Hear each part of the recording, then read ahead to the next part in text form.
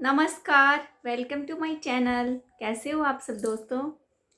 जो आज की हमारी कहानी है वो कहानी आपको ज़रूर ज़रूर पसंद आएगी। तो चलो शुरू करते हैं आज की कहानी। एक बार एक आलसी बालक था। वो बच्चा जो था बहुत बहुत आलसी था। ऐसे ही उसका किसी भी काम में मन नहीं लगता था। लेकिन वो बच्चा जो था बहुत सीधा शांत और सरल था। बहुत सरल स्वभाव का था। वो कुछ करके खुश नहीं होता था, इसीलिए उसने कहा कि मैं तो बाबा बनूंगा। मैं कुछ नहीं कर सकता, बस मुझे तो बाबा बनना है। तो यही विचार करके वो एक आश्रम में चला जाता है। आश्रम में वहाँ पे दिन भर रहता है, मस्ती से खाता है पीता है। तो एक दिन वो सुबह उठा तो उसने गुरुजी से कहा, गुरुजी खाना।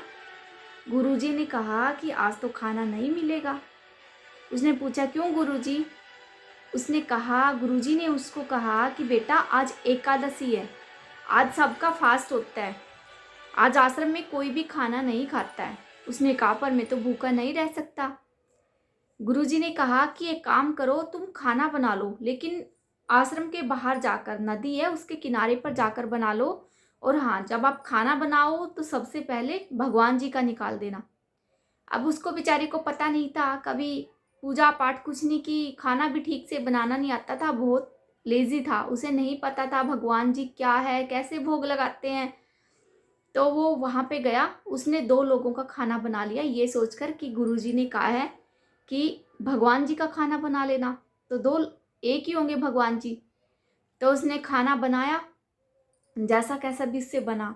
और वो आवाज़ लगाने लगा तेज तेज, रामचंद्र जी, भगवान रामचंद्र जी, आओ आओ खाना खाओ, प्रसादा पाओ प्रसादा पाओ। तो बहुत सीधा था, सीधे से स्वभाव का था। उसको उसकी आवाज़ को सुनकर भगवान जी उस पर प्रसन्न हुए और माता सीता के साथ दर्शन दे दिए। वो उसने देखा कि भगवान श्री रामचंद्र के साथ माता सीता भी आई है। वो देखकर थोड़ा परेशान हो गया। उसने मन मन में सोचा कि अरे, मैंने तो खाना 2 लोगों के लिए बनाया था, भगवान जी तो माता सीता को भी ले आए हैं। तो उसने भगवान जी से कहा कि भगवान जी, मैं बहुत खुश हूँ। उसने जो खाना बनाया था वो भगवान जी के सामने प्लेट में रख दिया। भगवान जी ने खाना खाया और जाने लगे। उसने कहा, भगवान जी एक रिक्वेस्ट थी मेरी, अगली बार से जब भी आप आओ ना, मुझे बताना आप कितने लोग आ रहे हो, क्योंकि देखो मैंने 2 लोगों के लिए खाना बनाया था और मैं भूखा मर गया। भगवान श्री रामचंद्र जी मंद मंद मुस्कुराए और चले गए। वो बेचारा भूखा ही रहा। फिर वो आश्रम में आ गया। ऐसे 1 महीने बाद, 15 दिन के बाद फिर एकादशी आ गई। फिर वही उसका आश्रम में गुरुजी ने कहा कि जाओ नदी के किनारे भोजन बना लो। तो इस बार उसने 3-4 लोगों का खाना बनाया। 3 लोगों का उसने खाना बनाया इस बार। 3 लोगों का खाना बनाने के बाद उसे आवाज़ लगाई, भगवान जी आओ, भगवान जी आओ, प्रसाद ग्रहण करो। इस बार भगवान जी जो है अपने पूरे राज दरबार के साथ, राम दरबार के साथ उपस्थित हो गए, जिसमें हनुमान जी, लक्ष्मण जी, भरत, शत्रुघ्न, माता सीता सारे थे। इस बार फिर वो बेचारा परेशान हो गया कि मैंने तो 3 लोगों का खाना बनाया था और ये तो इतने सारे आ गए। फिर भी उसने वो प्रसाद के रूप में थोड़ा थोड़ा सबको ग्रहण किया, सभी ने खाना खाया और वो चले गए। फिर से वो भूखा रहा। फिर थोड़े दिन के बाद एकादशी आई। इस बार उसने गुरुजी से कहा कि गुरुजी, इस बार मुझे ना ज़्यादा अनाज दे दो कुछ खाना बनाने के लिए, मैं हर बार भूखा रह जाता हूँ, भगवान जी पता नहीं किस किस को ले आते हैं। गुरुजी ने देखा कि ये पागल हो गया है क्या, इसको बिल्कुल भी अक्ल नहीं है, कुछ भी बोल रहा है, ये खाना ले जाकर बेचता तो नहीं है। गुरुजी को उस पर थोड़ा सा शक हुआ। फिर भी गुरुजी ने दे दिया कि ये तो भूख खड़ा है, इसको भूख लगती होगी, कुछ भी सोच के गुरुजी ने इसको दे दिया। वो इतना सारा खाना लेकर नदी के किनारे फिर गया। फिर उसने इस बार खाना नहीं बनाया। खाना उसने वहां पे रख दिया, पूरी तैयारी कर ली खाना बनाने की और तेज तेज आवाज में बोलने लगा, भगवान श्री रामचंद्र जी आओ, मैया सीता आओ, प्रसाद ग्रहण करो, प्रसाद ग्रहण करो। ये देखकर आश्रम में जो उनके गुरुजी थे वो पीछे छुपकर देख रहे थे। वो देखने लगे, अरे ये पागल हो गया क्या, ये क्या कह रहा है। थोड़ी देर में वो लड़का फिर चिल्लाता है। इस बार भगवान रामचंद्र जी बहुत सारे लोगों के साथ अपनी सभा के साथ आ जाते हैं। उसने भगवान से कहा, भगवान जी मैं देखो अनपढ़ हूँ और इतने लोगों का खाना मुझसे नहीं बनता, ना मैं बना पाता हूँ।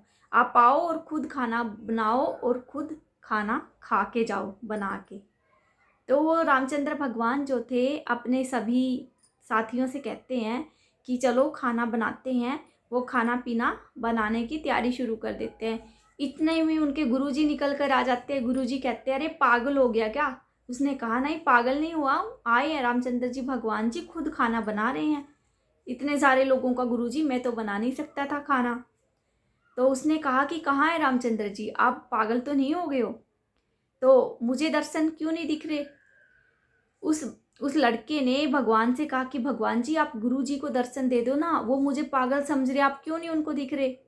भगवान ने कहा कि बच्चा, ये जो गुरु जी है ये आपकी तरह सरल और सीधे नहीं है, साफ मन के नहीं है, मैं इनको दर्शन नहीं दे सकता।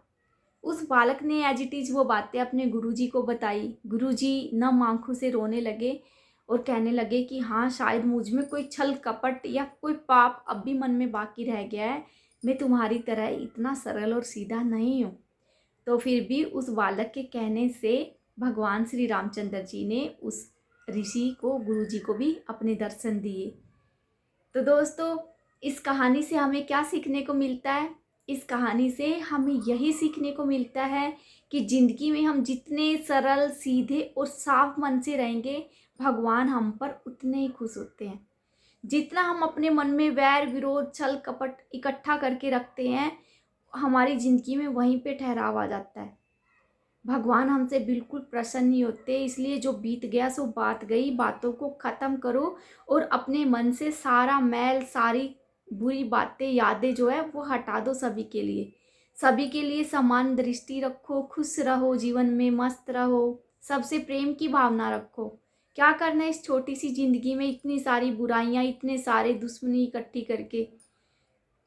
इसीलिए अपने मन को बिल्कुल साफ, एकदम शांत, बिल्कुल साफ पानी की तरह एक निर्मल मन बना के रखो, जिसमें हम सिर्फ अच्छे, अपने आप में भी अच्छा फील करें, दूसरों को भी अच्छा समझें, उन्हें अच्छा समझाएं।